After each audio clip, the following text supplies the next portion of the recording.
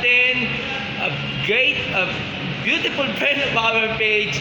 Finally, nagkita na rin kami. Miss Kaisen de la Serna of Obstacle Course Racing. Bate! Hello! Hello sa mga nanonood.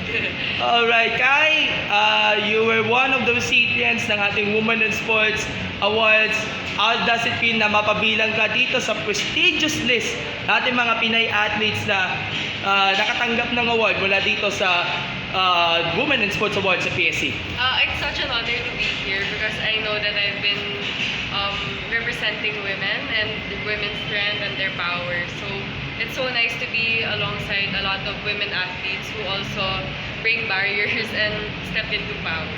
Okay, Kai, alam ko you're very busy right now sa studies mo sa Lasal and of course sa national team kasi araw-araw nagtitraining ka for the national team. Kamusta ang condition mo? How do you prepare nga for the next international competition na line up po para dito sa obstacle course? Alam ko merong isang World Championships ata sa Costa Rica, tama? Yes. So we have a final World Championships in Costa Rica and I've been preparing since actually the start of the year. So puro training kami as a team. We've been training our runs, our obstacles, and then strength and conditioning din.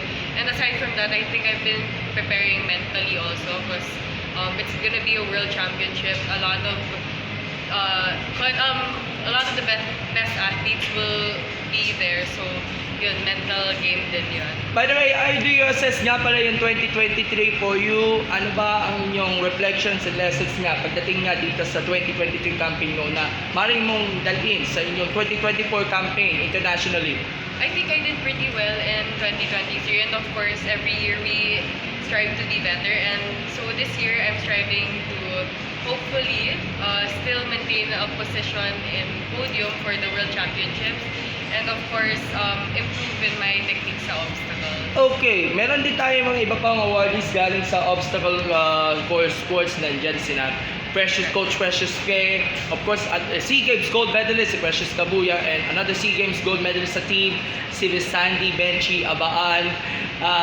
Siguro yung ating mga obstacle course athletes natin ay sabihin natin matagumpay sa kanilang mga larangan and of course kinikilala sila ng ating PSC, POC and of course the PCW sa kanilang achievements. Ano masasabi niyo rito?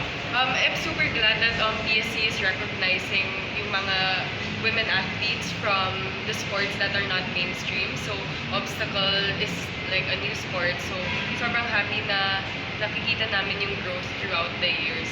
Alright, Kaisen, lastly, last question. Paano mo i-embrace ang pagiging babae pagdating sa sports? And of course, gaano ba ka-inspire at ka-motivate na makita mo ang mga batang atleta, especially yung mga babae, sa kanya-kanya mga field sa buhay? Of course, as a woman, I'm strong, I'm confident, and I'm so glad that a lot of young athletes, the female, are trying to get into sports because I think sports is a good thing. It makes them confident, it makes them resilient, it makes them determined. So I'm just happy to see that we're a growing community of women trying to get into sports. Alright, your final message ay pasasalamat sa lahat ng mga sponsors o sa NSA nyo and other friends na tumulong sa inyong campaign. Please go ahead. I want to say thank you, of course, to my family. Thank you to my sisters and my mom and dad. By the way, nabanggit mo yung sisters si Kai Kaku, nag-bronze pala sa UAP fencing for Ateneo, no? Yes po. Yes. Alright. Tuloy mo, tuloy. So, yun nga, thank you to my family, of course.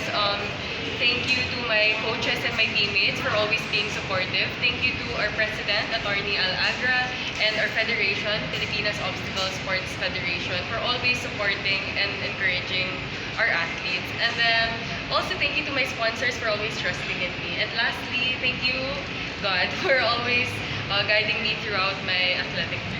Ayun. And thank you so much, Kaisen. We really appreciate your support sa amin. And we look forward for next competitions. Good luck and congratulations sa inyong award. Thank you so much. Thank you. Alright.